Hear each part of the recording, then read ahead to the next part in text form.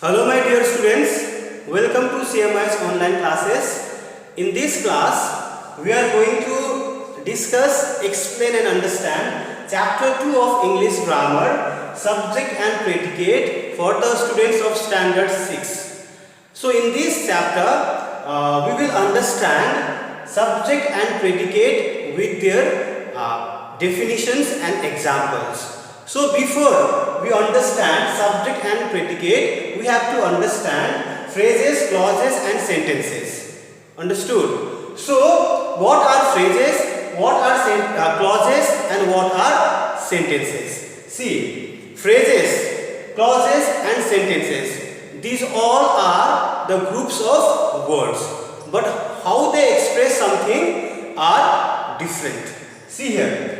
Phrases are the groups of words that do not give us any meaningful sense. Whenever we read phrases, they give us incomplete sense. They do not give us a meaningful sense. And clauses are also the groups of words.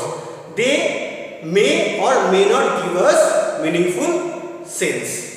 But even if the clauses, these groups of words, if those groups of words are clauses and if those clauses are not meaningful, even if they can be divided into subject and predicate. How? I will tell you. Okay. Sentences are the groups of words that give us a complete sense or meaningful sense. They always carry verbs in it. Understood? Sentences may be formed with more than one clause. Okay. That's why clauses are of two types. One is dependent clauses, one is dependent clause and another is independent clause. Dependent clause are those groups of words which do not give us meaningful sense. Understood? But if we divide it can be divided into subject and predicate. Understood? Now another kind of clause is independent clause. Independent clause is that group of words that give us a meaningful sense. A sentence in itself, if a sentence in itself is a meaningful sense, that can be called as an independent clause. Otherwise, a sentence can be formed by using both dependent and independent clauses together. See, dependent clauses are those groups of words which cannot give us meaningful sense, but they can be divided into subject and predicate.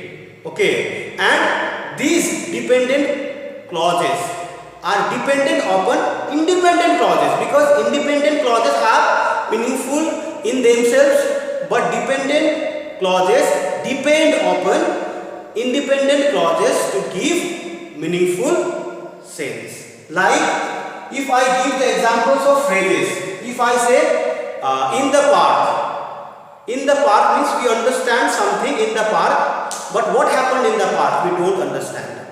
Okay. Into the room, so we understand something, but what happened into the room, what is actually this group of words wants to say we don't understand. But so it is an example of phrase. Okay, but if I say clauses, if I go with you, if I say if I go with you, here if I read these groups of this group of words, if I go with you, it does not give us meaningful sense. But if I divide it into subject and predicate, because it can be divided into subject and predicate, because this group of words tell us about I. That means I is pronoun here, so I is subject here. If I go with you, here go with you is the predicate, because it tells us something about subject I. Understood? If I go with you, your mama will become happy. See, your mama will become happy is another part of sentence. Okay, your mama will become happy. This is an independent clause, because without the first part of the sentence, if I go with you, this your mama will become happy is meaningful in itself. Okay, so this first part, if I go with you, it is dependent clause, because it depends upon your mama will become happy. This part to give a meaningful sense. So it is the next part, the second part is independent clause, because it is meaningful in itself. Okay, but together these two clauses, first one dependent clause and another later one independent clause, two clauses together have made a meaningful sense. Okay, so clauses can at least be divided into subject and predicate, unlike phrases. Phrases cannot be divided into any subject and predicate. Okay, it can be the part of the subject or it can be the part of the predicate. Okay, but cannot be divided into subject and predicate. Now, sentences. Sentences are such group of words such groups of words that give us a complete and meaningful sense. After reading that group of words, we understand everything very properly. Like, the sun is shining brightly today. The sun is shining brightly today. This is a meaningful sentence. So it is a sentence because it gives us a meaningful sense. Okay, and it always carry a word in it. Now come to understand subject and predicate. What are subject and predicate? Subject and predicate are the two parts of a sentence. Subject and predicate are the two parts of a sentence. That means if we divide a sentence, it can be divided into subject and predicate. Understood? So how do we identify subject and predicate in sentences? Okay, see here. Subject is that part of a sentence. Subject is that part of a sentence which stands for sentence. That means something or someone about which we write a sentence is the subject. Okay, something or someone. That means nouns or pronouns about which we write the sentence is the subject of the sentence. And now, predicate. If we are writing about noun or pronoun which is a subject, we write something about them. We write something about subject. Okay, that information, whatever we write about the subject, it is a predicate. Understood? So, predicate. In predicate, verb plays the main role, because verb is the main part of the predicate, because by showing the action, we write something about the subject. Okay, clear? So, subject is that part of the sentence about which we write the sentences, and whatever information we write about the subject is the predicate, and verbs are the main part of the predicate. So now, how to identify subject and predicate? See, read this sentence first. Ram wants to become a scientist. So, what is this sentence about? About whom does this sentence tell us? The sentence tells us about Ratan. So, Ratan is a noun here. Okay. So, here the sentence tells us about Ratan. So, Ratan is subject here. So, what does the sentence tell us about Ratan? Ratan wants to become a scientist. See, in simple sentences, if we find verbs, then we are able to find predicate, because in most of the assertive sentences, if we find verbs, then we find predicate, because after verb, rest of the words are predicate, like wants to become a scientist. This is predicate. Now here we have only single noun as a subject, but it does not mean that subject is always a single noun. Subject can be more than a single word, more than a single noun. Okay. Other words that qualify the subject also come under the subject. They can also be treated as a subject. Okay. Like here, see here. That tall lady in a red sari is an actress. Okay, that tall lady in a red sari. If you read this sentence, the sentence is about who? That tall lady in a red sari. That tall lady in a red sari. Okay, so here we have more than one single noun, more than one single word as the subject. Okay, actually when we see here, the main noun here is lady, but other words are here that also goes with this subject, because these words tell us something about the qualify the subject.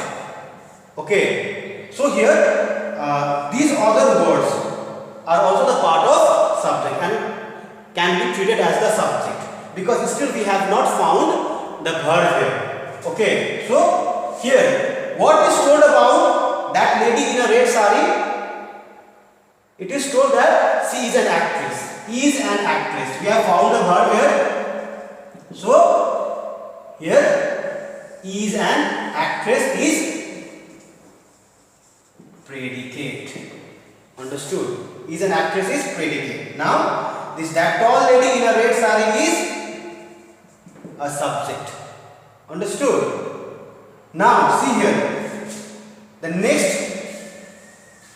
next sentence. Ratri and Rasam baked a cake for themselves. Ratri and Rasam baked a cake for themselves.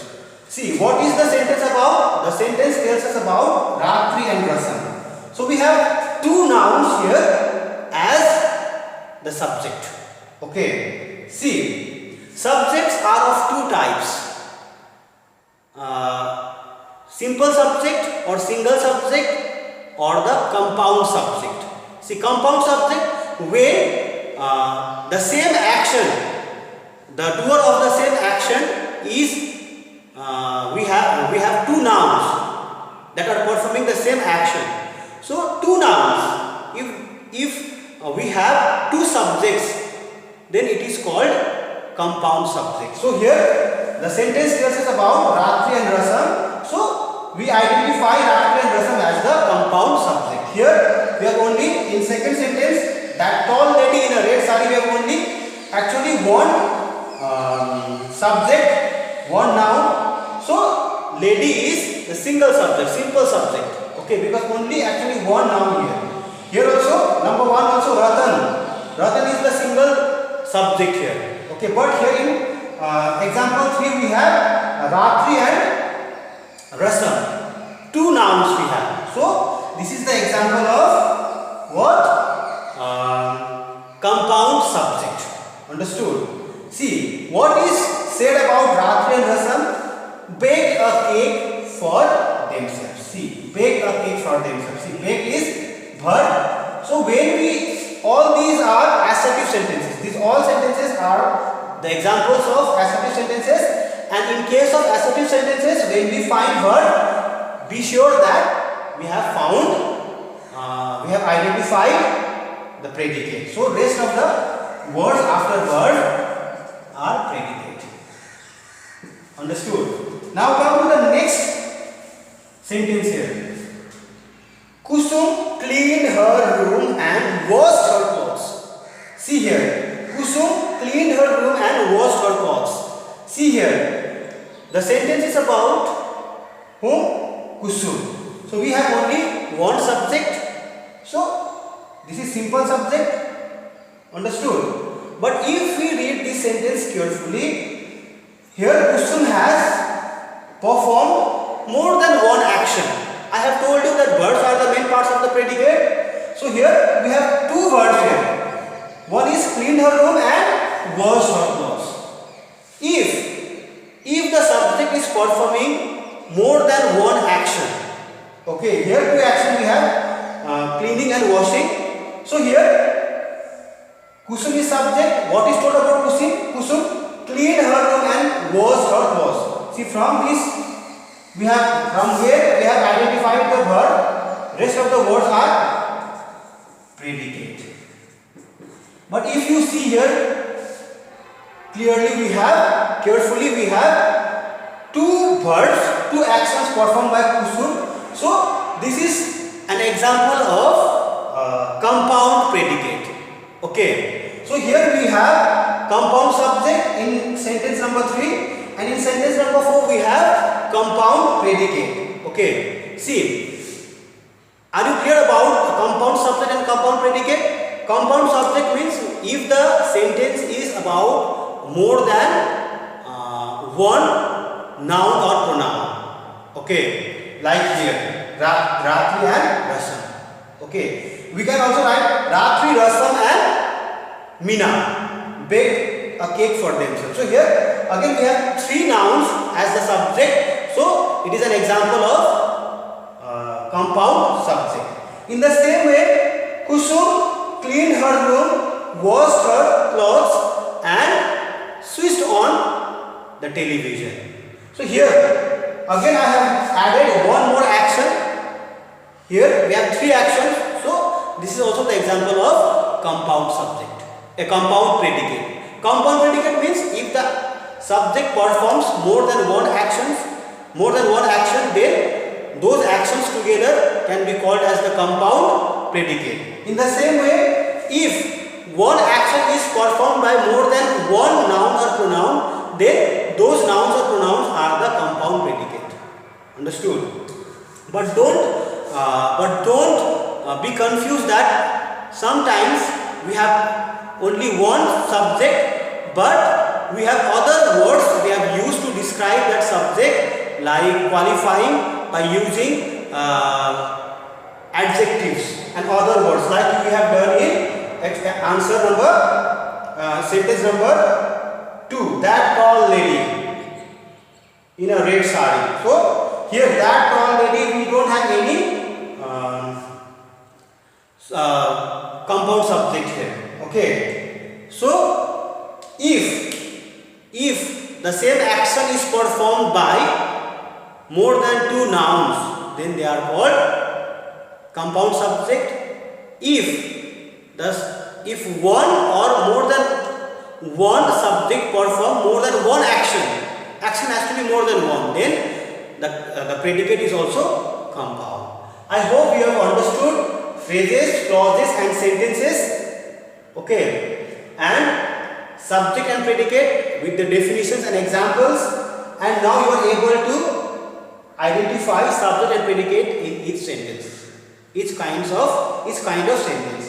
Here these are the examples of assertive sentences, but in our next video we will understand, we will learn to identify subject and predicate in each kind of sentences, like how to identify subject and predicate in assertive sentences we have already done, in interrogative sentences both verbal and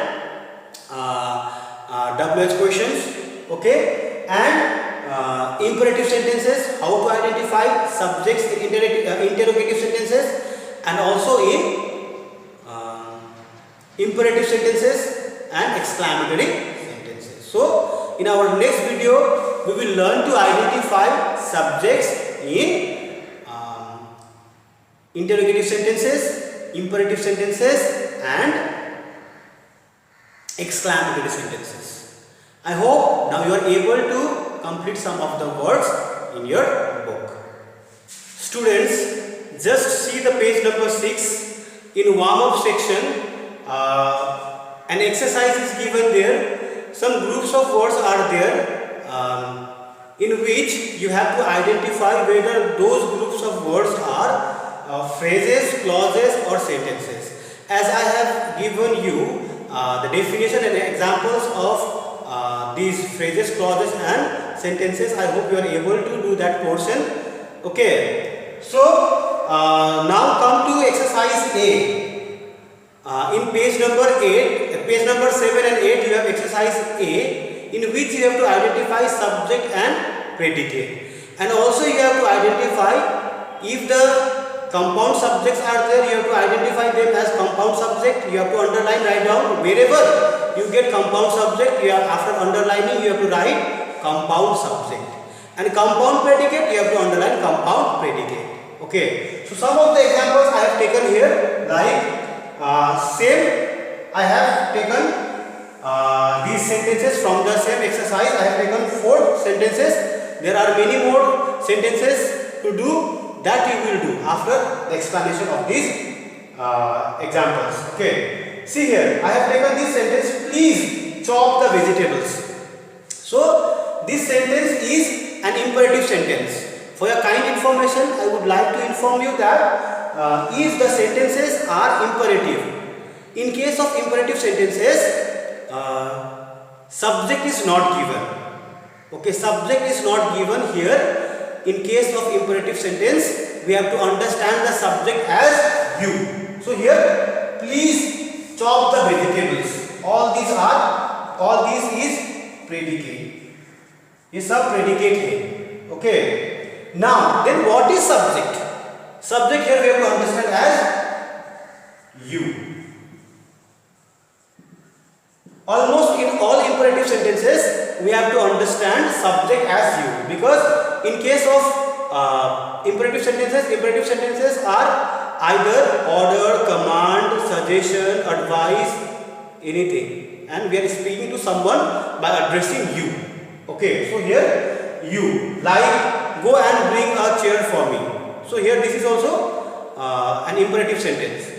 So here whatever the group of words I have told you, I have said that is all predicate. Okay, now see, there also I have to understand you as subject. In all most of the imperative sentences we have you as the subject. Now come to that means please chop the vegetables. This is predicate. Now you is subject here. We have to mention, write you as subject. Okay, like this I have written. Now see here, next sentence is the teachers in our school are very kind. So the sentence is about the teachers in our school are very kind. So here the main subject is, the sentence is tells us about teachers.